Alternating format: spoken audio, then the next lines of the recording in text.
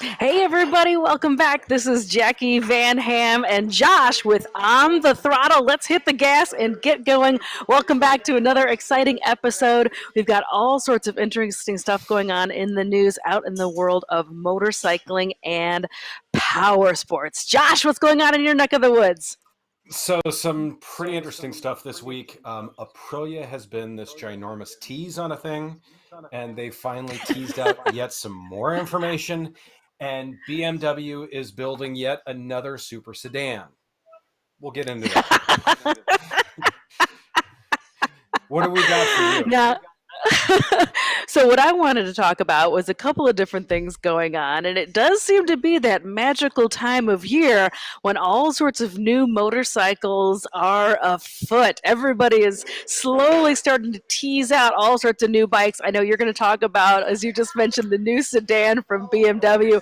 Well played, sir. Well played. Very amusing.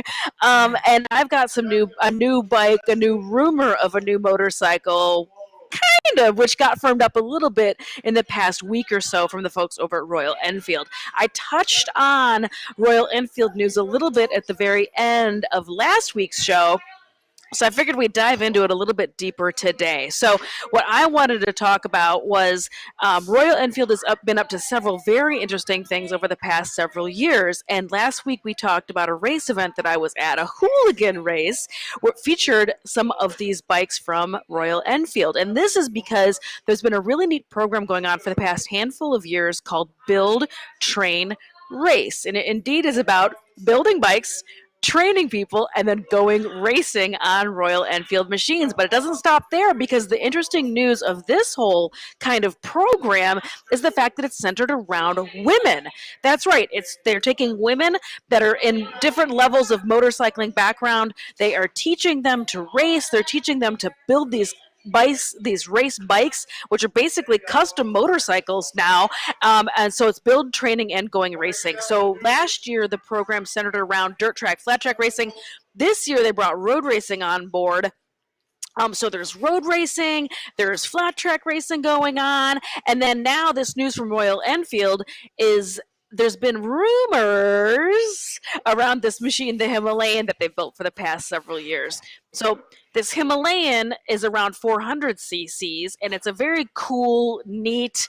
It has, like, I lovingly refer to it as, it's got a little bit more manners than a typical dirt bike, but it's still really fun and really lightweight. Well, the bikes Royal Enfield has been coming out with has been more of twin machines, because they bumped up to a 650 twin within about 2 years. They've been selling this machine, and so people have been kind of wondering, are they going to change from a 400 platform to a 650 twin, and is that what's going to go into the Himalayan? And indeed, that is what's happening and what's coming next. So I've got some rad slides. So Ashley, if you got those slides pulled up for us, let's take a gander at some of those very first slides. So what's on your screen right now is, again, build, train, race machines. As you can see, the first guy with the 27 number on it is definitely little bit more of a flat track style machine. And then behind it, lurking, you can see another road race bike. So then the next slide that's going to come up on your screen is going to be a beautiful dedicated flat tracker from the folks over at Royal Enfield, campaigned as part of this build, train, race. And then the next slide that's going to come up on the screen right now is going to be the much ballyhooed. Is this what's happening next? Nobody knows. So this is a total guesstimate. This is purely speculation. This is all just rumor mill stuff. Is this what it's going to look like? Is it going to be a twin? I mean, it's going to be a twin, obviously. And Royal Enfield India has confirmed that this is coming in 2024. Just nobody knows what it looks like yet. What do you think about all that, Josh? That's an awful lot of info from the folks over at Royal Enfield. A lot of exciting stuff going on over there. It is. And first off, with the bike program that you talked about, to me, I think it's an awesome program, because this opens up the doors for so many other people. Because I've watched a couple of the races. I've also watched a number of the interviews. And like you said, it's all skill levels. So it's taking women and showing them, hey, look, this is fun. You do not have to be some bad mamma jamma biker to get into this. This can be done by anyone. To me, that is what's so awesome about this, is that it can be done by anyone, and they're showing that. It's been difficult to show that over the years, and the fact that Enfield found a great way to do that, I'm super pumped about.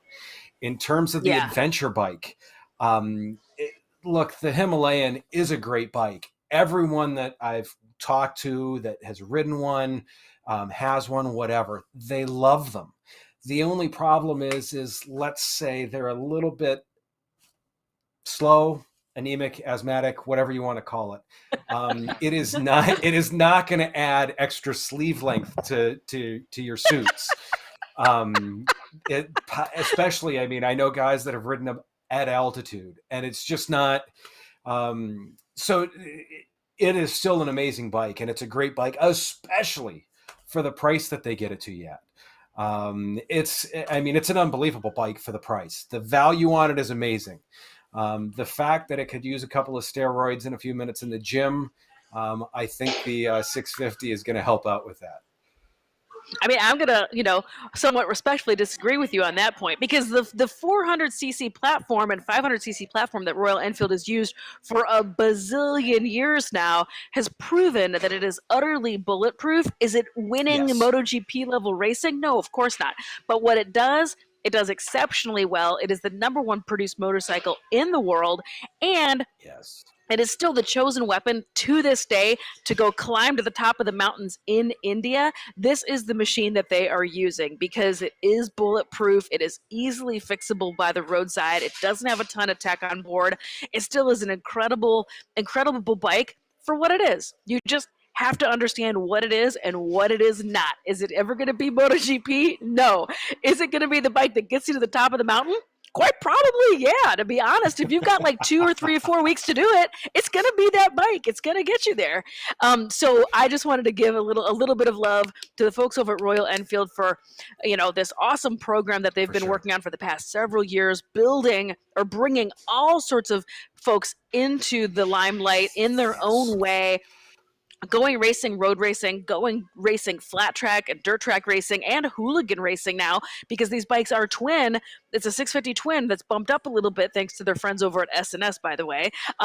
Because those bikes are bumped up, they are competitive in the hooligan class and are allowed to compete in that class, which is normally about a 700cc and above. Twin cylinder is the designation for hooligan racing here in the United States. So it's a really interesting thing. I think it's rad. I wanted to give them a little bit of love, but also point out that this 650 twin Himalayan is coming, which I think is really interesting because now it's playing in that middleweight adventure category, which is so hot right now, right? The Tenere, the little Tenere that came out, like everybody's kind of playing around in this middle category. So I think it's really, really good news.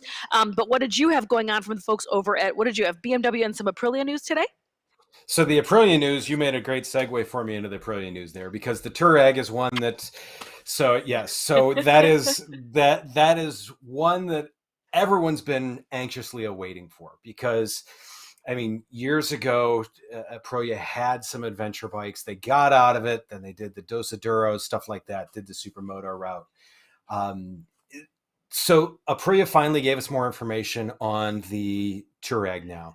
It's 3 colors that we've got up on the screen here. So, and I know I'm going to butcher this. So there is Indico Tagelmust is the blue one.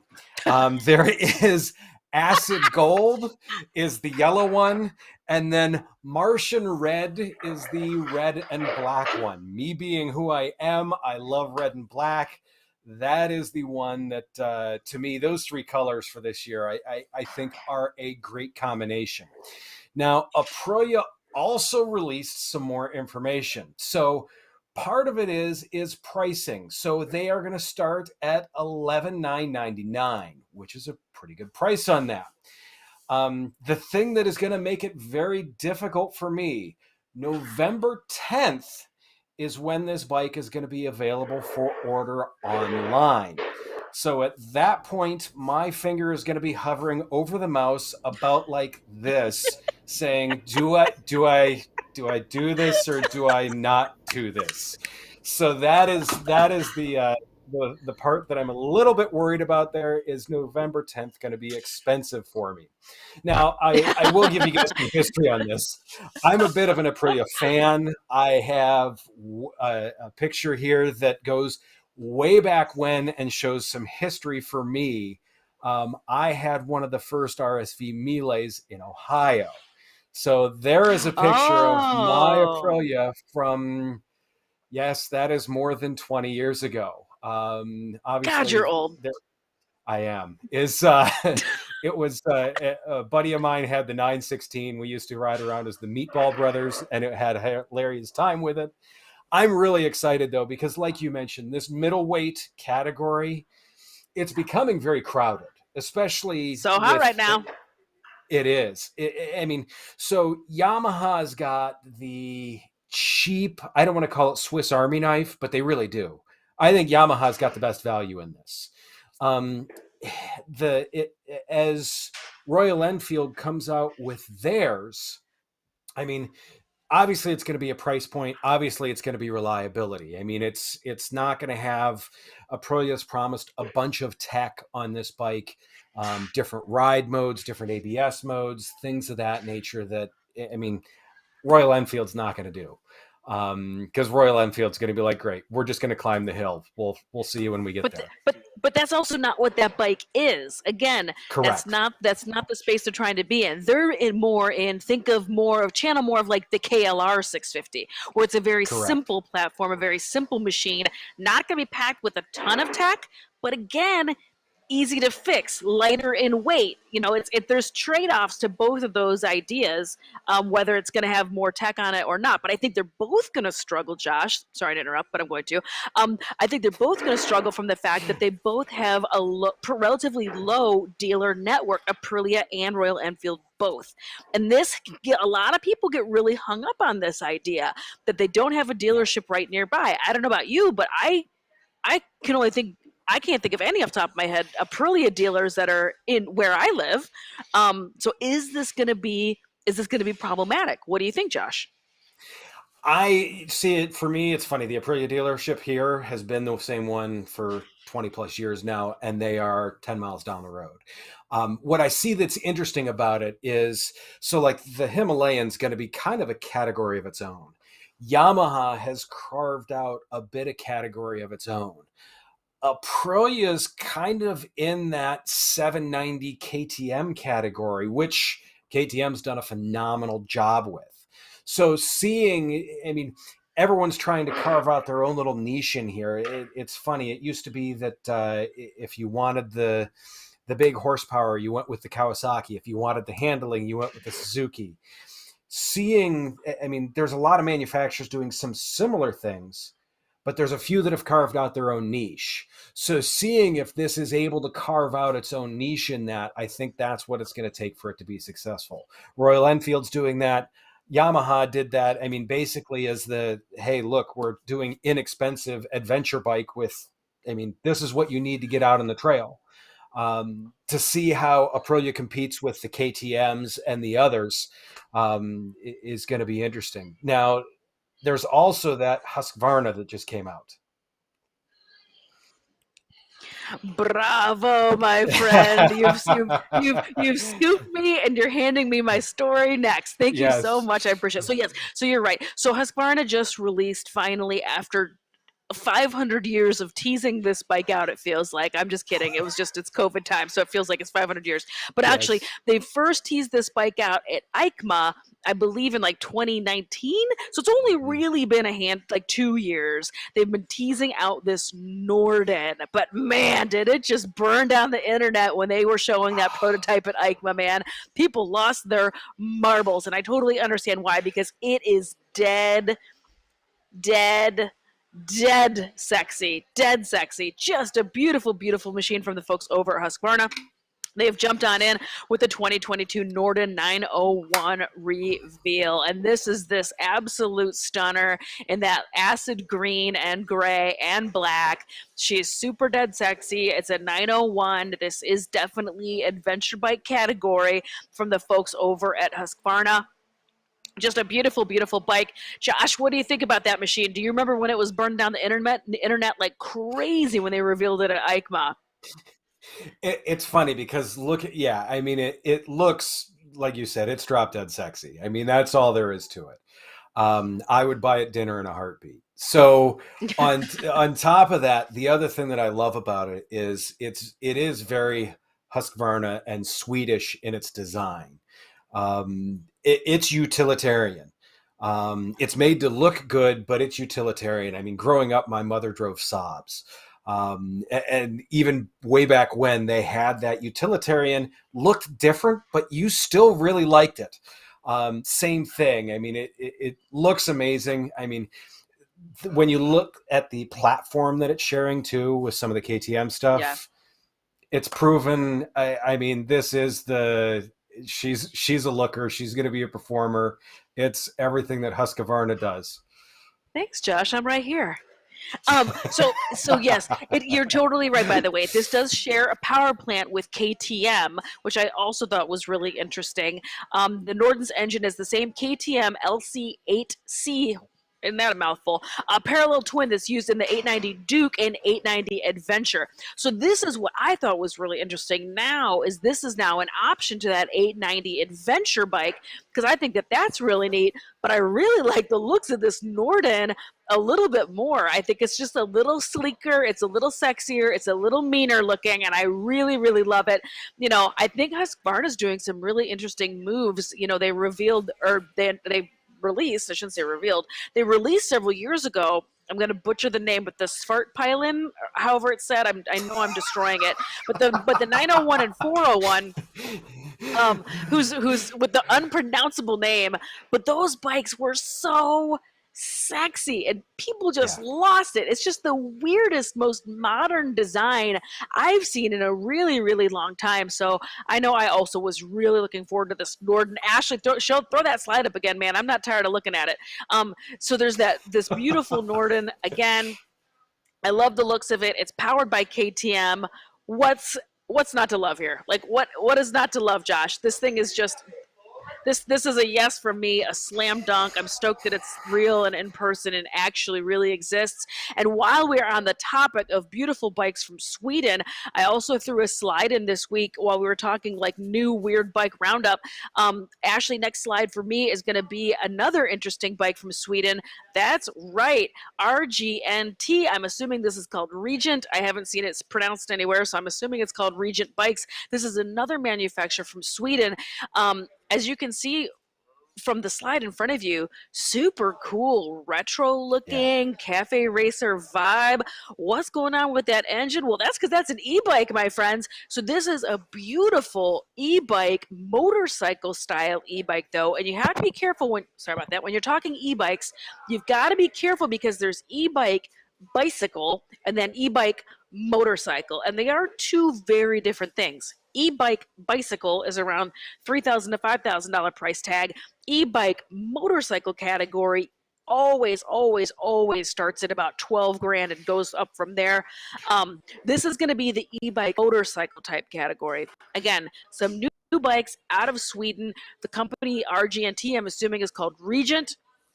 But I loved, Josh, what do you think about that bike? I love that style, super like Honda Yeah. CB350 type vibes. And the price tag on this starts 12,000 euros. Like I said, they are just in that particular price point because it's got the bigger battery, bigger platform, more range. Still not a ton of range. I'm sure it's probably around 80 to 100 miles. That's where everybody kind of lives right now with that Right. price tag. But I love the style of it. What do you think? So I mean, I'm in the same boat as you. So they've really taken there was the term years and years and years ago, and once again, I'm going to show how old I am. Universal Japanese motorcycle, and that was literally, I mean, those were the bikes that people rode to work every day. They had the commute, so they did the commute on it. They lived in the city. Did whatever. They ran about on it.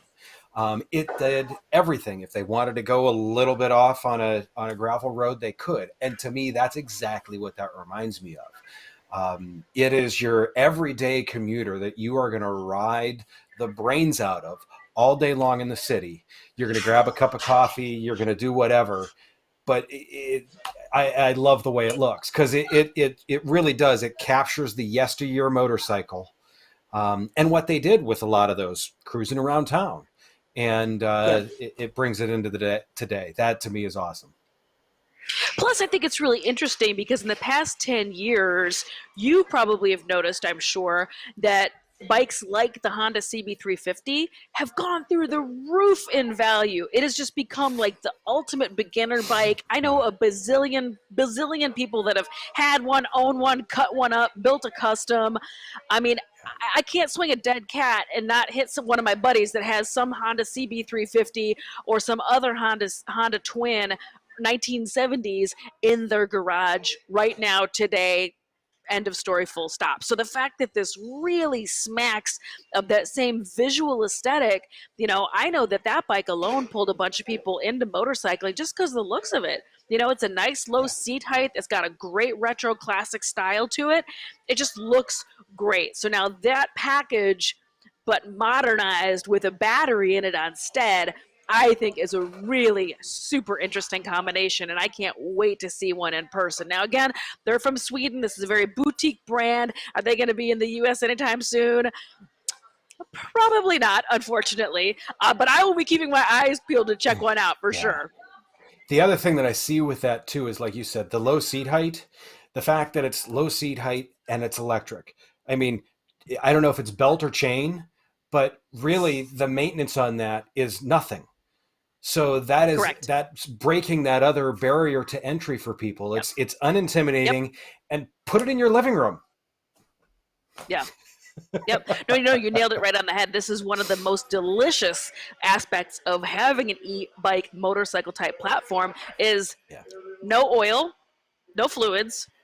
So now you're people that aren't particularly mechanically inclined, you're not beating them up with oil changes and things like that seem kind of intimidating. It's removing all of that stuff from the equation. You can park Yep. it in your house. You can throw it. I throw mine in the back of my van because I've got e-bike bicycles. I put them in my van or in my X5 all the time. I'm not worried that they're going to leak. I'm not worried that they're going to Right. smell. I thoroughly enjoy them, and I'm a huge e-bike fan. So I was also I'm very, very excited, and I really hope to see one of these region bikes live and in person. And that brings me to another thing that I wanted to bring up while we're on the e-bike subject. My next slide. You and I discussed last week about Ducati getting into the e-bike, Yeah. e-moto space with MotoGP. And when we were talking about it, I was like, I don't know, Josh, because I don't know about Ducati making e-bikes. Are they, like, where are they coming from? This seems out of left field. Well, I got to tell you, I put it out in the universe, and the universe delivered to me because it showed. I went to a dealership this past week. I was out in California, and they are a dealer for Ducati, and they have Ducati e-bikes. So I just wanted to go ahead, and I'm willing to say when I overlook something, and I did because I wasn't aware of this. This wasn't on my radar, but Ducati is in the e-bike bicycle space, so they already are dabbling around with the e-bike platform. So I just wanted to throw that up on the screen and let people know that now this makes it a little bit more interesting because we talked about them jumping into MotoGP with this e-bike and taking over the role of the bike company Energica, the Italian brand. And, it seems like they do have a little bit of interest in this e-bike space. Josh, did you know about this? I mean, I knew they had something with it, but I believe it's in partnership with someone else. So I think when I look at e-bikes, most of them use a Bafang, or Yamaha has their own mid-mount motors. So Yes. figuring out which one they're going with or anything like that, I knew they had something with it, but it's not. And what's so difficult about that, it's one thing to get electrons out of an e-bicycle, and to put that power to the ground. It is another thing to get the electrons to power a superbike style motorcycle to the ground. That is a Yeah. whole, the math is very different for the two of those. Yeah. So it's great that they have a foot in that. And I mean, I think that is them following Yamaha's footsteps. Like, hey, we need to do something bicycle wise too. But I'm excited to see where this goes with it. So Me too, me too. But I just wanted to give a little part two, a little beep, beep, beep, beep, beep breaking yeah, news update to last week's show and throw that in there because as soon as I walked to that dealer, I was like, Oh, they're making e-bikes. My bad. So I wanted to go ahead and do a little update for today's show, but now we're going to go to the totally other end of the spectrum and I talk was about just gonna say, 160 horsepower tour barge from our friends yeah. over at BMW with this inline six-cylinder sky is the limit crazy town motorcycle that's been part of their lineup for several years now, but they just released a couple of new models. Let's go ahead and chat about those K1600s. I mean, so when I saw this news release, I thought, okay, so these bikes are, I mean, this is the people that want to munch miles on the freeway at high rates of speed. I mean, that's really, if you're looking to make it across the country in 2 or 3 days, this is your way to go. Uh, um, That's the generous. cool, 2 or 3 days. yeah, Yeah, I mean, the you cool, must not know a lot of BMW riders, dude, because like they're chomping at the bit to knock down cross country in like 24 hours on this thing. There's I iron know. butts being set all over the place on this bike. Is someone just did the iron butt, I think it was 27 hours on an FJR 1300, but nonetheless, so I mean, BMW updated this. It's 160 horsepower, 132 foot-pounds of torque. And the reason why at the beginning that I made the sedan joke is obviously these are ginormous bikes. But in the same sense, like it wasn't long ago that a good sized sedan made that amount of power. So when you stick that on a bike, I mean, to me, the the the technology that BMW is going to put in these, so that way there's all. I mean, I did the list of it. I could talk about this for 3 days and still not know how to operate it. There is that much good stuff on this bike, but it's. I It mean, is. seeing all of this. I mean, to me, it's this really cool step of, I mean, like I said, it's go out, munch down miles, be super comfortable, not show up tired, and have enough power to do this while being fun. Who cares if it's a little bit hefty when you've got 160 horsepower on tap? Yeah, for sure. It's a brilliant bike. I am very familiar with this machine because I have been a fan and have worked alongside my friends at BMW for several years now. So I'm super familiar with the K1600B bagger, the Grand America, which is the bagger with the trunk, the GT Grand Tour, and GTL Grand Tour Luxury. So I am familiar with the lineup and the fact that they are indeed, they're total mile eaters, but they're also super rock and roll Barca Lounger spaceship all in one. They do everything. It's super comfortable. They're super, super quick. They're just a really, really good time. And I love the new styling. I know that we had one Yeah. slide that you threw up just a second ago, the silver bike. I don't know if you grabbed the slide of there's like a blue and white looking one. It's real Yeah. sporty looking. Really, really interesting colorways going on with that machine. I think they're leaning into the performance aspects of it a little Yep. bit more with that bike. They're really embracing the sport tour side of that machine, and high fives for them. And I think it also has the oversized dash computer. Like you said, BMW is known for a handful of things, and one of which is the tech that they put into those bikes because it trickles Mhm. down from the car side, and it's just absolutely stacked. And same thing, we could talk about it for 3 days and still, first of all, barely know how to use it, and secondly, Right. not even be to the end of the laundry list of things that it does. So Right. Right. all that being said, huge kudos to BMW for the release of those new models. Again, it's not technically new bikes for them, but it is an extension off of that product line. It is the new, and it is that magical time of year when everybody's dropping their new bikes. There's new bikes coming every single week. From Ducati, they just dropped that Pikes Peak bike this past week. Everybody's Yamaha just talking new dropped bikes one. right now. Yamaha just That launched a I new mean, it was bike.